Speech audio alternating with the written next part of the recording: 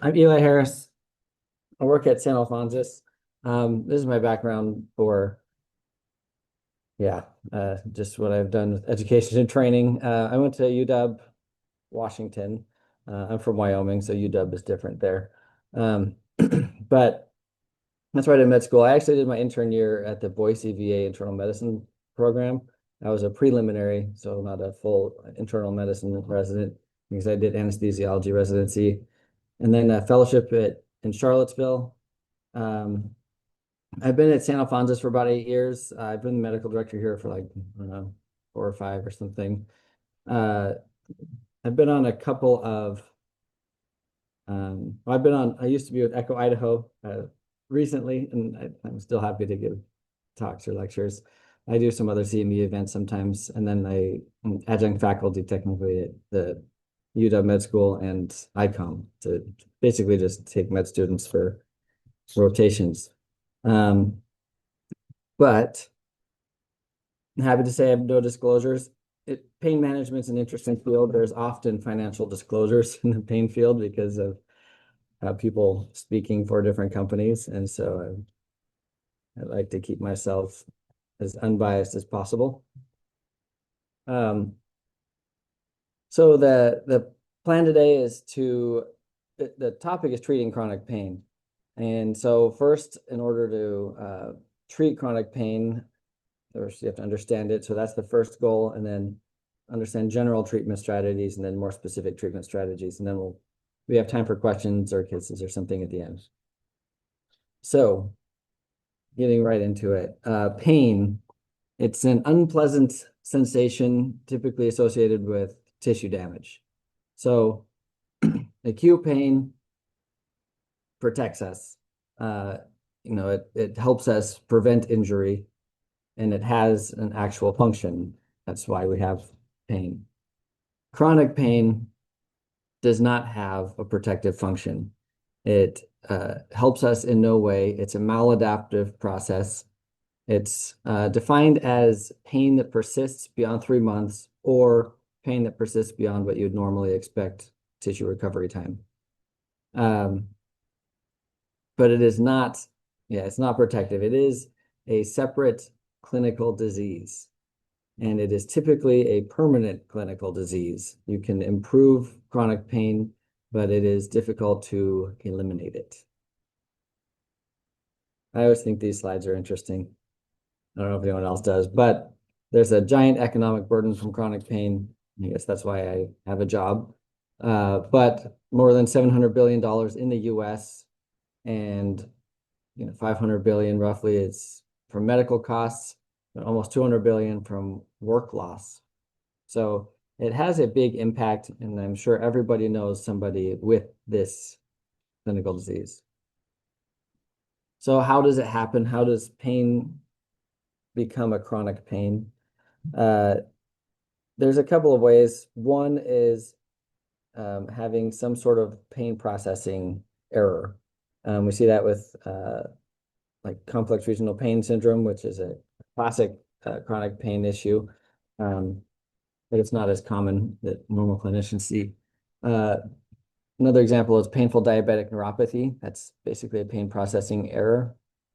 Another way that you can develop chronic pain syndrome is sustained nociceptive pain. Nociceptive is just like a regular pain stimulus. You whack your hand on something, you cut yourself, that's nociceptive pain. It's not technically neuropathic pain, but sustained nociceptive pain can become chronic pain. So I think it's worth diving in. I took this from online. I did cite the source, but you can tell because neurons is spelled weird.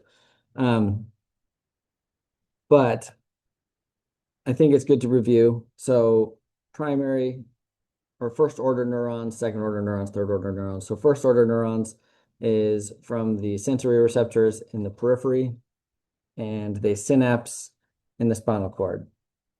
And so that eventually it goes up a level or two, and then synapses against the substantia gelatinosa, and then it hits the second order neurons. This is important. They travel cephalad to the brain in the spinal thalamic tract. So that's an important thing to note, and I'll explain more in the next slide or two. And then they synapse again in the thalamus and go to the ipsilateral cortex to be processed. And so each of those locations is a potential site for pain processing errors.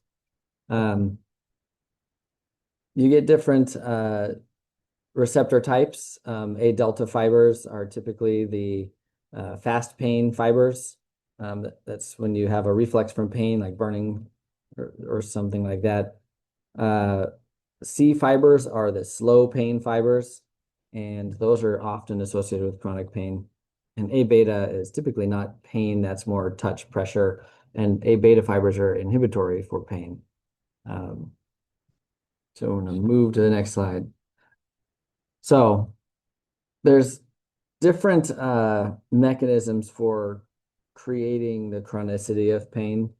What you often see is first peripheral sensitization that then leads to central sensitization. So peripheral sensitization is when you have, well, there's different mechanisms, but I'm going to say either. So you can have nociceptor sensitization, a constant pain stimulus. And that lowers the peripheral nerve's threshold for activation so that then you can have allodynia, which is like a normal touch that triggers pain signals.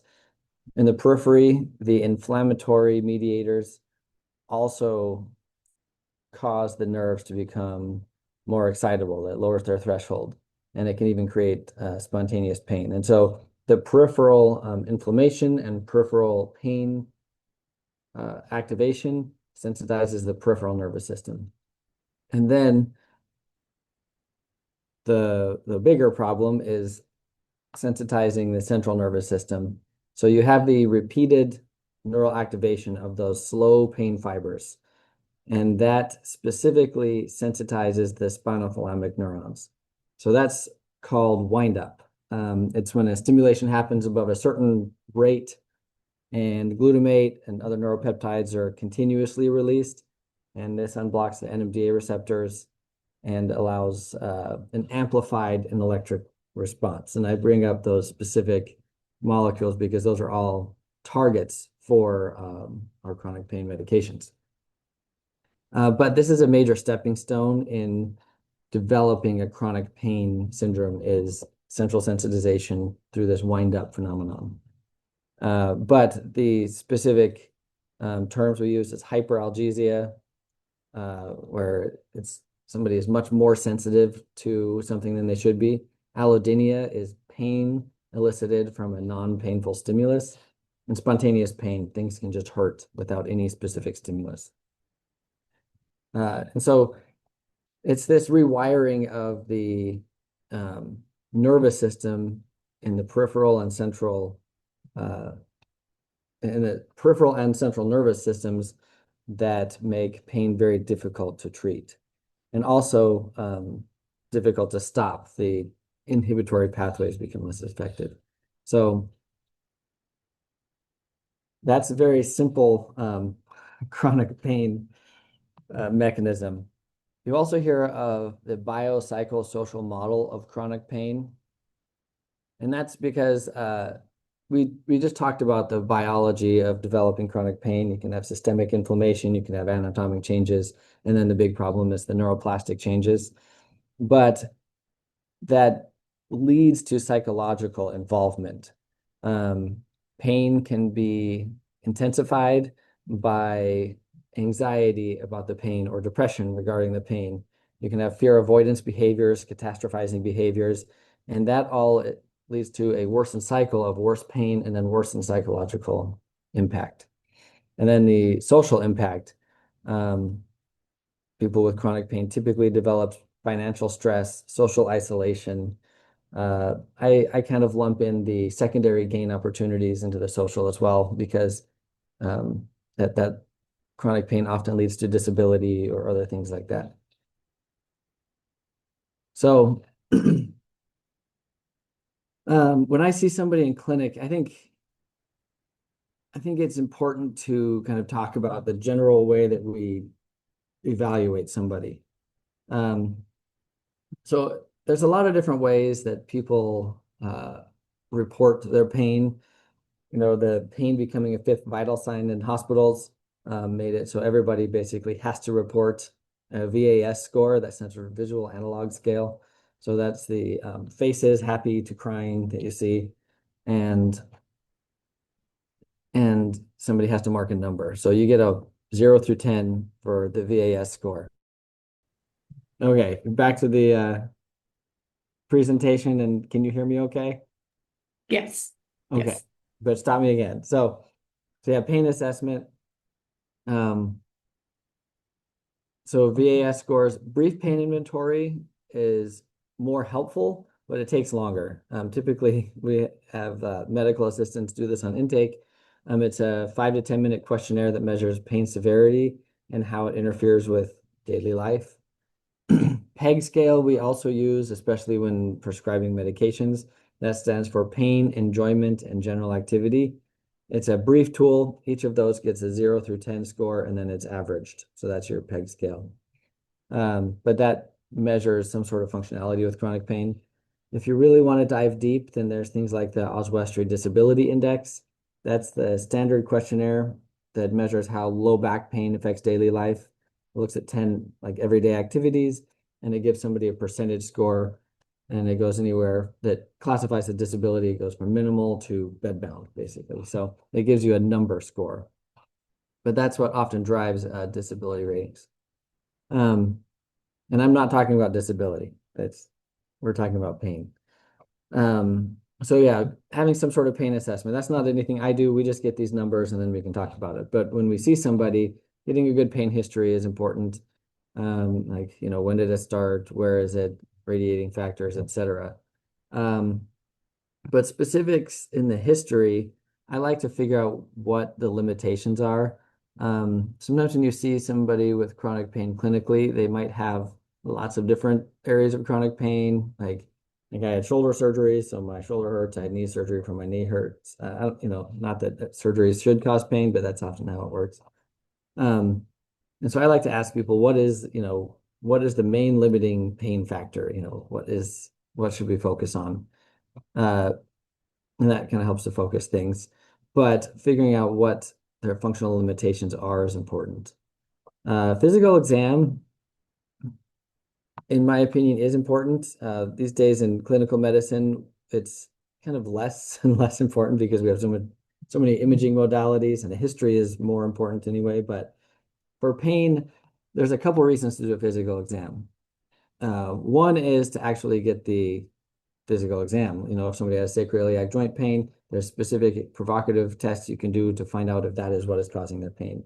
Complex regional pain syndrome relies on a physical exam in order to diagnose it. So there is that factor, but also when somebody is seeing a clinician and they're examined, there's a much higher sense of confidence in the clinician. And so I see that a lot. Also, it lets you see behavior. So if you have somebody stand up and take a few steps, you can see any sort of enabling behavior from their family in the room. Or you can see if they do have muscle rigidity or deformities. You can see if there's catastrophizing behavior. And this sort of sounds targeting to the patient, but it's actually clinically important because it shows you how much the chronic pain syndrome is affecting a patient. And so, yeah, I think physical exam is a good tool, both in building patient confidence, in diagnosing correct um, clinical diagnoses, and in getting more of a view of the kind of the psychological and social impact that pain is having on somebody. So when you evaluate somebody with chronic pain, you have your ideas of what you think the pain is being caused by, and and how bad you think the patient is being affected by their pain issues. So then it's a discussion about treating pain. So in my opinion, in order to treat chronic pain, not acute pain, you have to understand that it is a separate disease. And similarly, if a patient does not understand the specific disease state of the chronic pain issues, then treating that is going to be a very difficult uphill battle. And so it's always worth explaining to patients if they have a chronic pain issue, the expectations long term of their chronic pain issues. And if they have a better understanding, then the different treatment arms are much more successful. And then because there are so many different mechanisms that can affect or that cause pain, the treatment should be multifactorial. There's pharmacology, but also therapies, procedural options, psychological interventions. So I'm going to hit those in those order, or not in that order, opposite order. So I'm not going to talk a lot about psychological and behavioral interventions. That might be disappointing for this group, but uh, it's not my specialty. We have psychologists who work in the clinic where I work, and they see a lot of our patients and work through a lot of treatments. Uh, but in my opinion, ignoring this arm of treatment really limits the amount of improvement you will see from a patient. Um, the more common techniques are cognitive behavioral therapy or mindfulness-based stress reduction, but I think it is also very important to treat any underlying anxiety, depression, or PTSD, especially if the trauma relates to chronic pain, just because there is so much interplay with psychiatric disease burden and chronic pain burden, which is why I'm giving this talk to. So uh, for me, the difficult part is actually promoting adherence to seeing a psychologist. Um, we would want all of our patients to meet with our pain psychologists, but uh, it is met with a lot of resistance, especially initially. And anecdotally, what I see is patients who have a goal of curing their pain uh, don't want to meet with a psychologist, and patients who understand their chronic pain illness better are often much more amenable to meeting with the psychologist specifically for chronic pain treatment. So I think that the understanding leads to adherence. Physical therapy has a strong role in chronic pain. The problem is there's a lot of kind of therapy done wrong, in my opinion. If somebody has a knee surgery and has to go work through their knee strengthening exercises, that is one thing. But somebody with a chronic debilitating pain issue, if they just go and get worked out and that's it, typically failing physical therapy, and then they don't want to do it again. So I think that physical therapy for chronic pain really needs to highlight the treatments for chronic pain, the graded exposure, graded exercise, restoring physical function rather than just manually exercising the patient. And so I have a low threshold if somebody is having a poor experience at a therapy office to try another one, especially because we see people in follow-up and they say, oh, I tried it a couple times, it wasn't helping. And then I have this conversation of why it's important and we retry, which, people don't love sometimes, but that's the important treatments. And there's a lot of other adjunctive treatments like dry needling, tendinitis, water therapy can be very helpful with chronic pain, but you have to send people specifically to a facility with a pool, and not like a rec center pool. They have their own therapy pools with like treadmills and stuff inside. So I think this is a stress function, but it needs to be explained to patients why. And sometimes, and I always write in my referral a short segment about the patient so that the therapist knows that I really want a chronic pain stressed way of dealing with therapy. So the next segment I want to talk about with treatment is pharmacotherapy. I hate it when people call it pain management because pain management should be holistic and multidisciplinary, but it is what it is. And so next we'll talk about the drugs for pain management. One approach is recognizing what type of pain it is and treating the type of pain based on what it is. So nociceptive pain, neuropathic, centralized, those are kind of three arms. But it's important to know that there's a huge blend of these pains. So nociceptive pain, when it's repeated, becomes hypersensitized and then is sort of a centralized or neuropathic pain. But I'm still going to highlight the pain treatments based on these categories. So for nociceptive pain, there's typically a few indications: NSAIDs, acetaminophen, opiates, we'll talk about later. Suzetrigine's a new medication on the market. Jornavix is the trade name for it. It's only indicated for acute pain, but I brought it up because it's for nociceptive pain. I think anybody who's tried to prescribe it is going to have a very difficult to impossible time getting insurance to approve it for any chronic pain issue.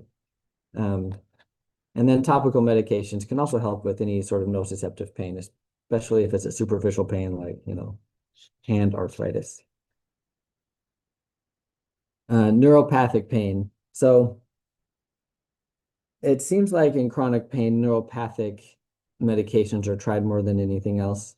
So this ranges from topical medications to the antidepressant categories, and that's tricyclic antidepressants and serotonin norepinephrine reuptake inhibitors.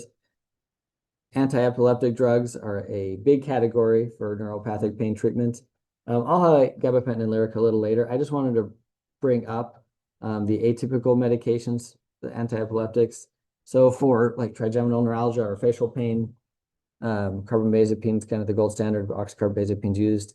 They're not used for other neuropathic pain diagnoses very often, unless somebody's like allergic to gabapentinoids or something. But typically they're mostly just for facial pain, like neuropathic facial pain. Similarly, topiramate or Topamax is really not used for general neuropathic pain. And the data says why, because it doesn't really work that great for it. But it is an effective medication for headaches. And so I put that in there, but generally it's really gabapentin and pregabalin. Sorry, I need to fix that, but gabapentin and pregabalin is the anti-epileptic drugs for neuropathic pain. For neuropathic pain, you can also consider opioids, but with caution, because neuropathic pain in general is sort of a hypersensitivity problem often, and opioids can worsen or induce hypersensitivity, so that needs to be cautioned. Centralized pain is treated basically the same as neuropathic pain, with a couple caveats. Low-dose naltrexone is a medication you can use for centralized pain, and typically avoid opiates due to opioid-induced hypersensitivity. So I'll talk a little bit right now about low-dose naltrexone, then I'll get into the other medications. So that one, because I bring it up, it gains and loses favor as a just I just see people prescribing and then not prescribing it a lot. So naltrexone at 50 milligrams is the more typical dose, but at low doses, 1.5 to 4.5 milligrams, it is used for neuropathic or neuroinflammatory pain, because the thought is that it reduces neuroinflammation. The real indications for it are complex regional pain syndrome or fibromyalgia. And there's a few studies for it. Right now, there's two big studies, one on each coast, looking at it for CRPS. And so we'll have a lot more data regarding effectiveness soon. But right now, it's definitely not covered by insurance. It's like $1 or $2 a day, and you have to fill it at a compounding pharmacy. So there's some limitations to naltrexone. But now I'm going to get into the medications a little more. So the anti-epileptic medications, pregabalin and gabapentin, these are the gabapentinoid class. They're the most commonly used medications for treating neuropathic pain. So gabapentin, I dose it depending on the patient's sensitivity to medications and age. So if somebody is under 65 and not sensitive to medications, then I'll start with 300 milligrams. And I usually start at night, for the first few nights, and then titrate up to 3 times a day. And you can increase from 300 milligrams per dose. The max dose is 3,600 milligrams. Pregabalin, Sorry. If you're over 65 or more sensitive with gabapentin, then I started 100 milligrams instead of 300. Pregabalin, the dose conversion, gabapentin to pregabalin is about 6 to 1. So if we're using 300 milligrams as a starting dose of gabapentin, and that's 50 milligrams for pregabalin. However, the smallest pill of pregabalin is 25 milligrams. So if somebody is over 65 or sensitive to medications, then I'll use 25 milligrams as a starting dose. And typically, pregabalin is dosed twice a day. However, if people are noticing late afternoon or early evening significant pain increases, then you can dose it 3 times a day. So the antidepressant class, duloxetine is sort of my go-to medication for pain. It's pretty well tolerated. It's not extremely sedating. The most common side effects are nausea and orthostatic hypotension symptoms.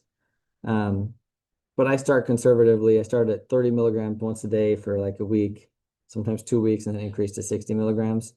And you can split dosing 30-30 if you want, but 60 milligrams daily. You can also start with 20 milligrams a day and increase slowly, 20, 40, 60. Those are the dose titrations. You can use 60 milligrams is needed for pain dosing. Under that has very little data suggesting it's helpful. More than 60 milligrams is, it's probably a diminishing effect for pain. But if it's being used for mood disorders, then you can increase the dose.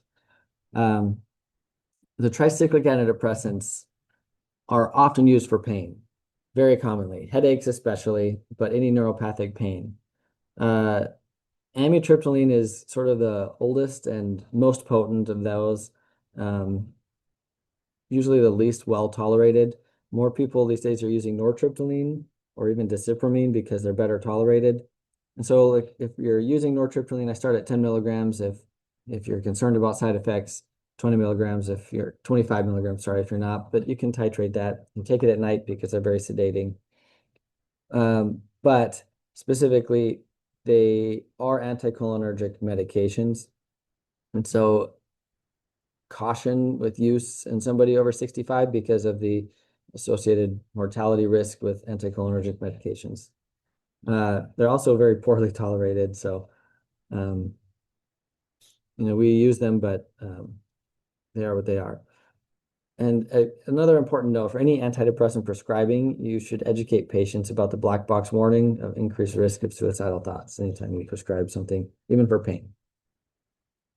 So I made a slide for topical medications because they're over the counter and widely used. So the most commonly used is lidocaine. Comes in a cream or a patch. You can prescribe 5% lidocaine, or you can just go get a 4% lidocaine patch. Same with the cream. I almost never prescribe it because it's over the counter. Diclofenac or Voltaren is a cream. Very low systemic absorption. So people with kidney issues or on blood thinners, I'll still use topical diclofenac. Capsaicin is the kind of the spice from pepper. It's successfully used for neuropathic pain conditions, but it's not extremely well tolerated because of what it is. There is an 8% capsaicin patch called Qutenza.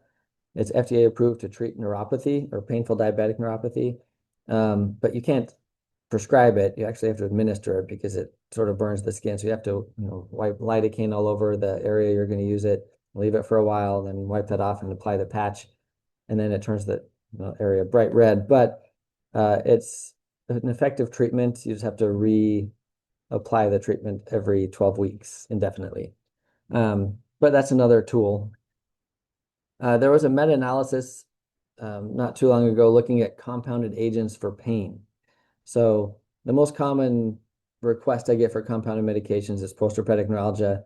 And there's a lot of different things you can compound: ketamine, amitriptyline, gabapentin, diclofenac, lidocaine. You can add whatever you want into a cream. But the meta-analysis showed no significant difference from placebo, except for the 3 listed: lidocaine, diclofenac, capsaicin. So typically, I just don't use those fancy compounded medications. Anecdotally, seem to have the same effect. Not super helpful. I have a few scattered slides to talk about medications because they don't fit into the box as well. So fibromyalgia, possibly, neuropathic or inflammatory disorder. Um, so first line agents, specifically, I put the trade names again. So duloxetine and pregabalin are considered the first line agents for treating fibromyalgia. This is if we're using medications. This isn't a fibromyalgia chronic pain talk, so I haven't talked a lot about all of the other treatments that we should be doing first and foremost, but if we're using medications. You can also consider all the other neuropathic medications I just talked about. And cyclobenzaprine is a muscle relaxer that can be used for treating fibromyalgia. If people are failing, they're not retaining function and low risk for an opioid risk, you can consider tramadol. But specifically, studies have shown long-term that the full agonist opioids, or the opioids in general, not counting tramadol, and NSAIDs are not very helpful for treating fibromyalgia. And I definitely wanted to talk about muscle relaxers. So specifically, there's no indication for chronic use of any of the muscle relaxers. Carisoprodol is named Soma. If you look it up on UpToDate, it quotes this, no use for any indication. Benzodiazepines for chronic pain don't have an analgesic role. I'm not speaking towards if somebody goes to the emergency department with some sort of acute spasm. I'm talking about chronic pain treatments. In general, for low back pain, the evidence shows minimally effective. In fact, the British Journal of Medicine did a meta-analysis looking at muscle relaxers a few years ago, and this is hard wording, but very low certainty evidence shows that muscle relaxers provide small but not clinically important reduction in pain at or before 2 weeks. So not great for chronic pain. However, chronic pain is a tricky disease where, as a clinician, you are often looking for any treatment that could improve somebody's quality of life and functioning. So muscle relaxers are used chronically for chronic pain. So I'm going to talk about the main ones. So cyclobenzaprine, Flexeril, it is like a tricyclic antidepressant, so it has anticholinergic activity. Also, it's important to note it has serotonin activity. So if somebody's already on 2 serotonin medications, caution with cyclobenzaprine because you don't want to precipitate serotonin syndrome. But, it is an indicated medication for fibromyalgia.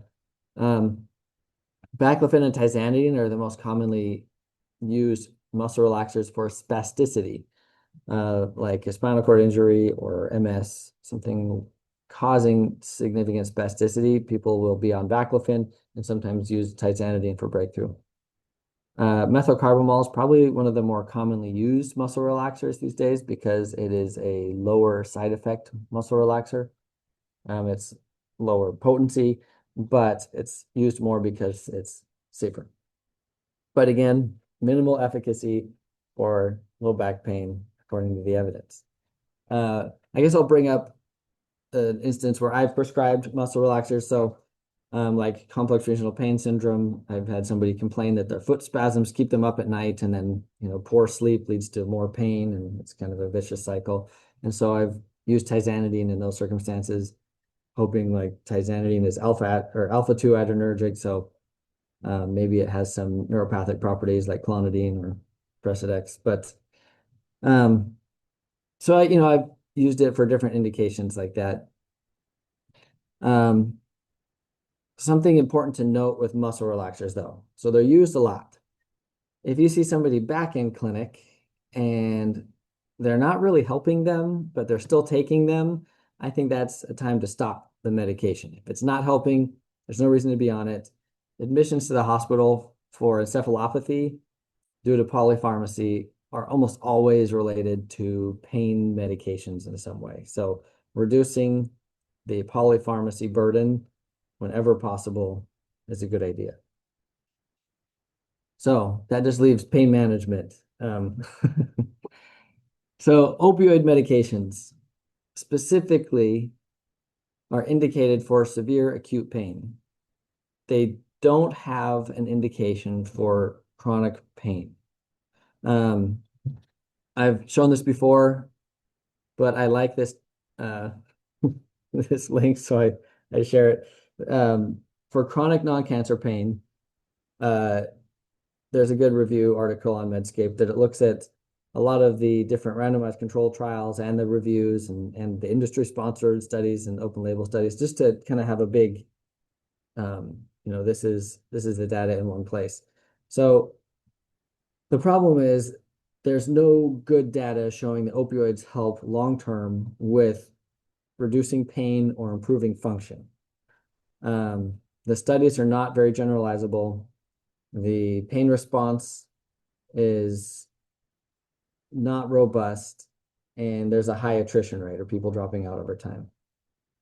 And so, there's a lot of reasons why opioids shouldn't be used for chronic pain. And then when you look at the opioid, the CDC guidelines, initially in 2016, there were numbers like 50 MME and then 90 MME. And then those were kind of carried over in the 2022 guidelines. But the reasons why those specific numbers were found is because of these overdose studies. This one in 2010 looked at the hazard ratio for overdose when you compared a 20 MME patient. So MME stands for morphine equivalents. You convert their medication they're using to how many morphine milligrams there are, and then that helps you standardize your medications. So for a low dose opioid, if you compared that to somebody taking more than 50 milligrams of morphine, then that significantly increases the risk of overdose. And then over 100, it dramatically increases it. And then the other follow-up study looked at overdose deaths and similar findings. Over 50 morphine equivalents, significant increase in overdose death. Hazard ratio, over 100 morphine equivalents, dramatic increase. So in my opinion, there has to be a very good reason to escalate an opioid dose over 50 morphine equivalents, which is, based on these studies, I would consider that a higher dose opioid usage is over 50 morphine equivalents. And that is very different when you're looking at treating substance use and treating chronic pain. And I think that distinction has to be made. Opioids don't have a strong role in treating chronic pain, and the dose is often lower. But if you're going to use opiates for chronic non-cancer pain, it's very important to follow the guidelines as outlined in medical literature. The CDC does a good job of summarizing the guidelines. So there's an opioid risk tool that classifies somebody's risk for using opiates. It's not perfect. It's not the best one, but it's the one that's used all the time. And that shows if somebody is high risk or not high risk for misusing opioids. And you have to keep in mind there's no good data for opioids. And so using something with poor data that's very dangerous, the benefits really need to outweigh the risks. I think it's always important to get a baseline toxicology and throughout therapy to get random toxicologies. Even if you really know somebody, this is important for multiple reasons. Opioid contracts are the same thing. It helps outline expectations. And so initially in starting therapy and yearly is what we do at our clinic to make sure people remember everything. And then you should really have a baseline pain and function scale. So brief pain inventory is good. A PEG score is really easy, but you have to have some sort of baseline goal or baseline and then goals. And then specifically for the goals is showing improvement with the treatment. If the improvement isn't met, then it's important to taper off. You don't want to keep someone on a dangerous and potentially addicting medication long-term if it's not helping. After I start or change an opioid medication, I'd see them back within 4 weeks. For regular prescribing, it's important to see them every 1 to 3 months, but no longer than 3 months for regular opioid prescribing. Other important things, don't combine with sedatives. I'm in Idaho next to Oregon. So There's THC, and I treat it like all the sedatives. You shouldn't be combining alcohol with opiates. You can't combine THC with opiates. You can't combine other sedatives with opiates. And then I'm going to bring up Narcan or naloxone. So some people will say, well, less than 20 MME, or you're just prescribing tramadol or something like that. You don't really need naloxone.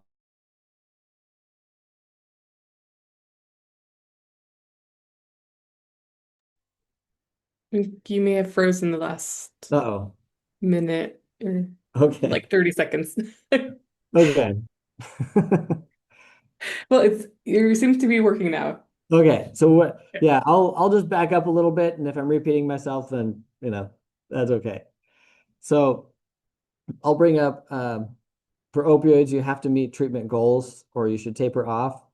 Um, and I'm going to stop there. You can read the other, but I want to bring up prescribing Narcan and drug testing. So I do this for everybody with any morphine equivalent if they're taking a chronic opioid, because it shows the seriousness of taking or being prescribed an opioid pain medicine.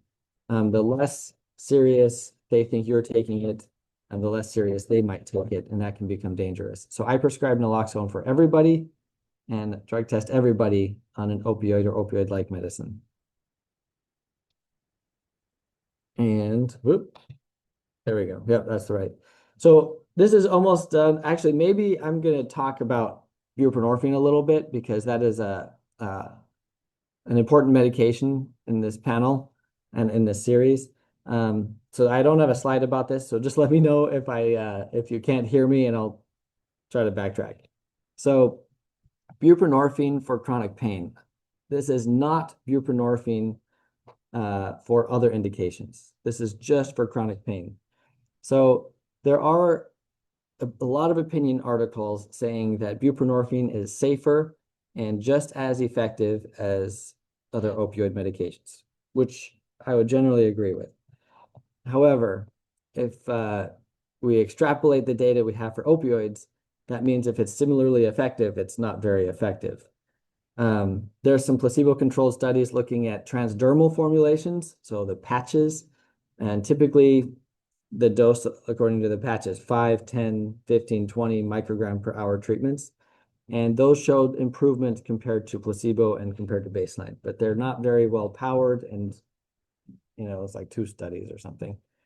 Other efficacy studies mainly looked at buprenorphine compared to other opioids. So it's hard to say that buprenorphine is an effective treatment for chronic pain.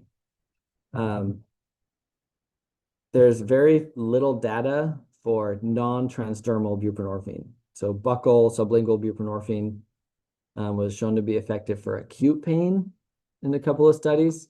I found one for chronic pain looking at buccal buprenorphine, and the language was kind of terrible in their conclusion, but it showed a slight improvement of pain. Well, it showed an improvement of pain compared to placebo, and the improvement is 30% reduction in pain. It shows 63% of people on the buccal buprenorphine improved, but placebo was about 50%.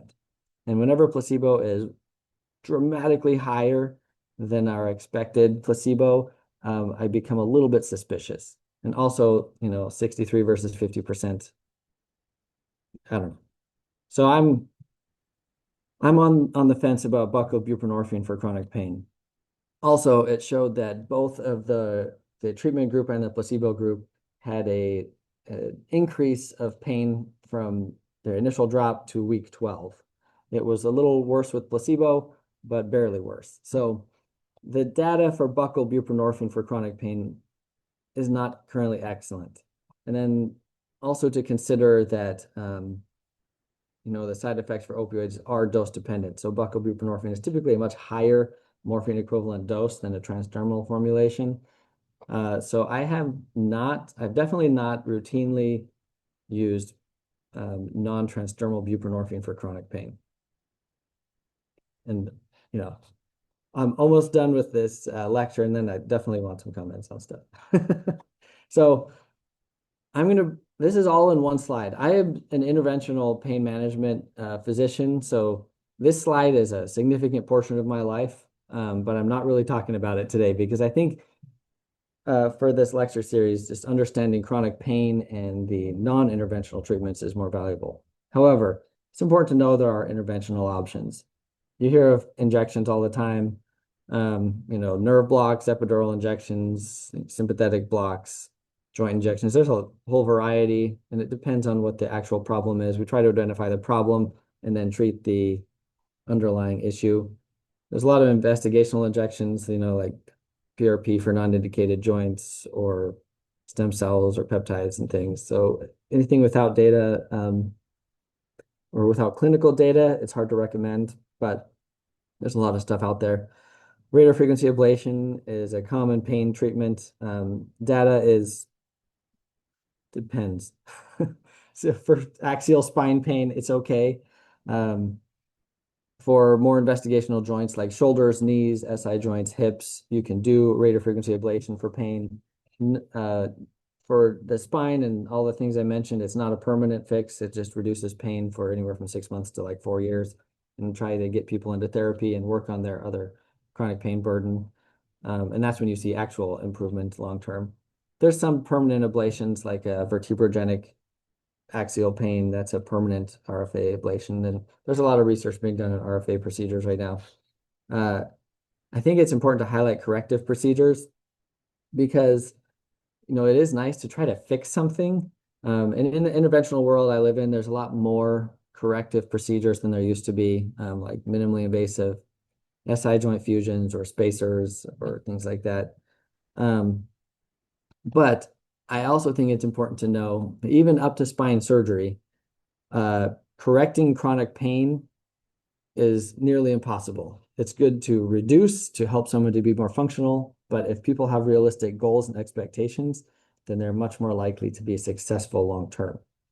That doesn't include like an acute spinal cord issue that you can quickly fix with surgery or something. But surgery for chronic issues is still treating chronic pain. So I like to highlight that when I send people to a neurosurgeon's office. And generally, I think it's appreciated. I want to bring up spinal cord stimulation. So neuromodulation is stimulating the nerve bodies in some way. Typically, it's the dorsal horn of the spinal cord. Also, you can have dorsal root ganglion stimulation. And this is a fairly well-established FDA approved and effective treatment for neuropathic pain issues, whether it's post-surgical, like surgical pain, like back surgery pain, CRPS, diabetic neuropathy. Spinal cord stimulation can reduce the pain burden. And they've even done some studies looking at like the inflammatory markers in the spinal cord or in the peripheral tissues and seen a reduction and sort of a shift towards the normal pain state. So there are options interventionally to treat chronic pain. I definitely think that understanding the nature of the chronic pain is still the most important thing, and explaining it to patients and using a multidisciplinary approach. So